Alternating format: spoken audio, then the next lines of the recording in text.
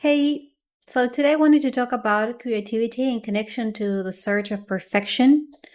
Sometimes when we are wanting to create something, be that a work of art or a business or whatever, sometimes we are in the search of this creation being perfect in a sense, being flawless, not having any setbacks, for example, and getting straight from A to B and from B to C and getting straight to the result that we're looking for without experiencing many setbacks or being able to have the idea, the vision that we have in our heads be expressed fully and perfectly and flawlessly, right?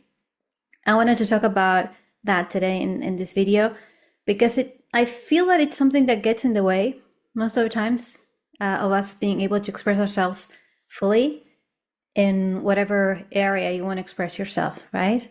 So I wanted to tell you about an anecdote, something that happened to me in connection to this. A couple of months ago, I went to see this singer.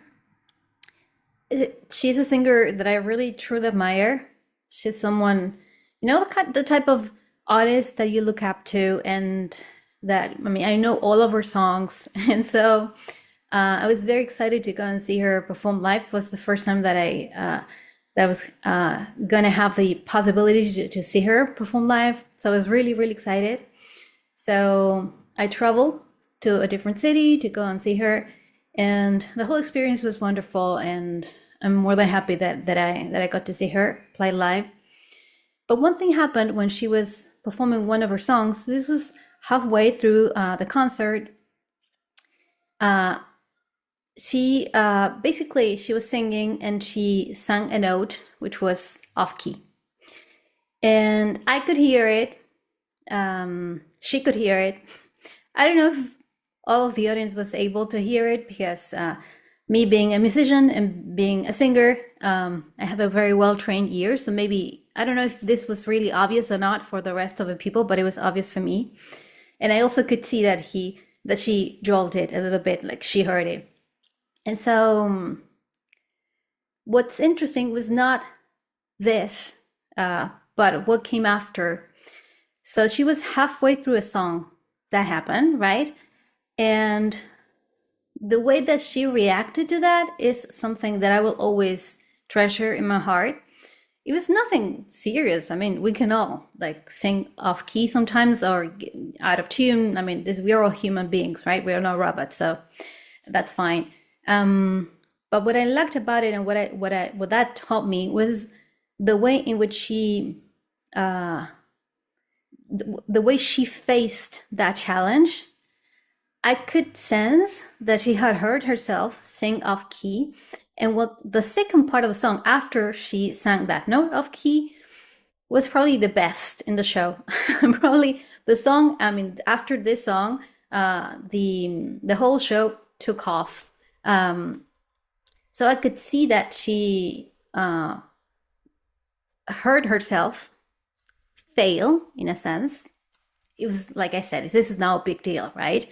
But I can understand how frustrating it can be for a singer to sing off key, right?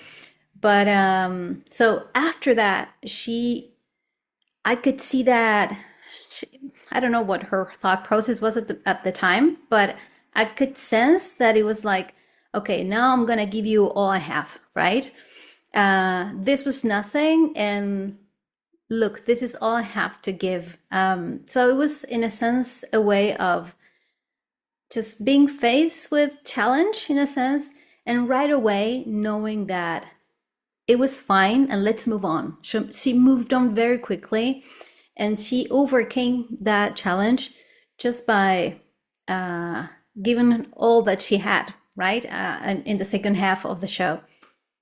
This was a very small example of different ways in which we can face challenges, right? So in her case, it made her show more of what she had to give. So this was for me just something that I will always remember. It was important for me because I know that for me also, or for any singer, I guess, like singing out of tune is not something that you want. And but like I said, we're human beings and we can make mistakes. But even someone who is as professional as she is, she made a mistake on stage and she acknowledged it and she moved forward, right? Didn't stay stuck in there. And so that is something that showed me part of her character and actually made the whole experience and the whole show for me more memorable. And so you see how even when something is not as perfect as you would like it to be, someone else can learn something very interesting and can, in a sense, be touched by it, you know? So it doesn't have to be perfect. It has to be honest and it has to be authentic. The more I think about this and the more I create music myself, the more I understand how important it is to be honest and authentic when you are making music, in my case, or creating anything, right? Actually, there is a picture that I have behind me, is a part of a song by Leonard Cohen. And I'm going to read it to you because it's a poem that I have. For me, it's almost like a poem because it's Leonard Cohen, right? So it's beautiful the way it's written, and it's a reminder of how, seeking perfection is not something that's going to necessarily help you arrive to your best work, and how sometimes through imperfection we can get closer to beauty. And let me read it to you. Ring the bells that still can ring.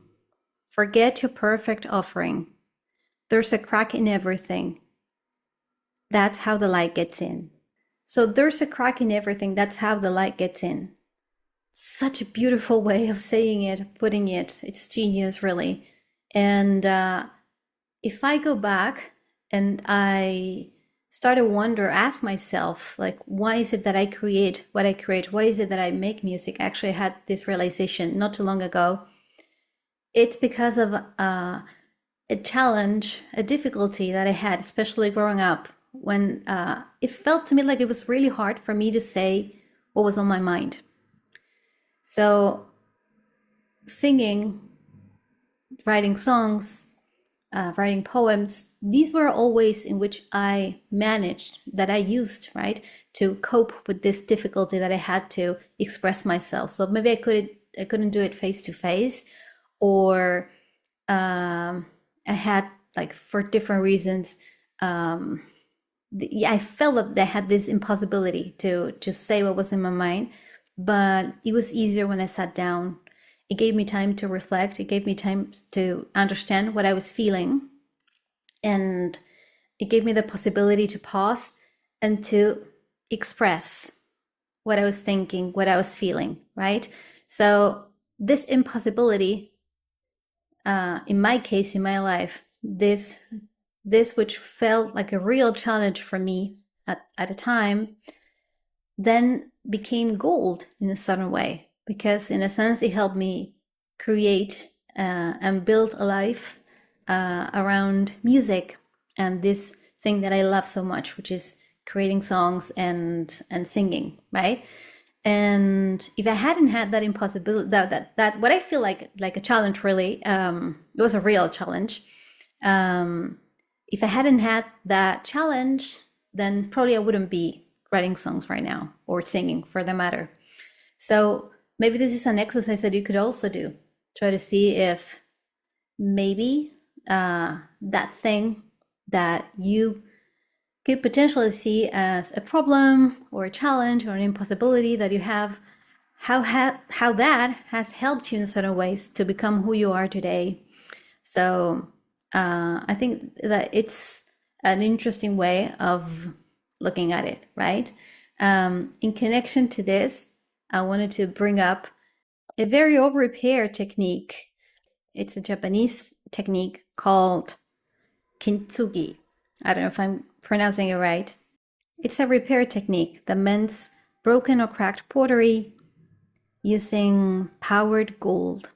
So instead of hiding the damage, Kintsugi emphasizes his fractures, turning broken pieces into unique works of art.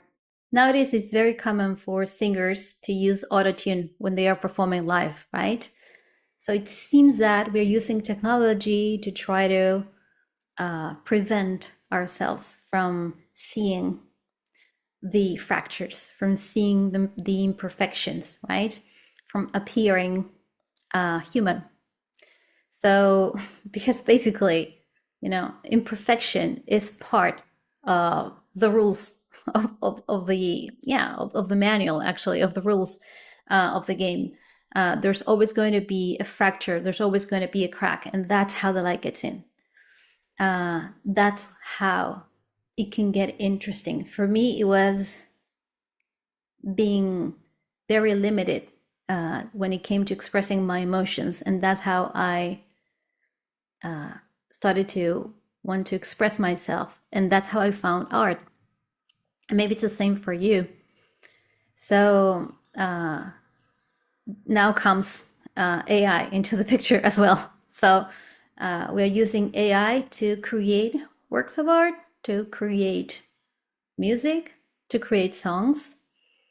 And AI carries the same promise, but will it be able to deliver? So it says that it has to be that whatever is going to be made by AI, it's going to be flawless, it's going to be perfect.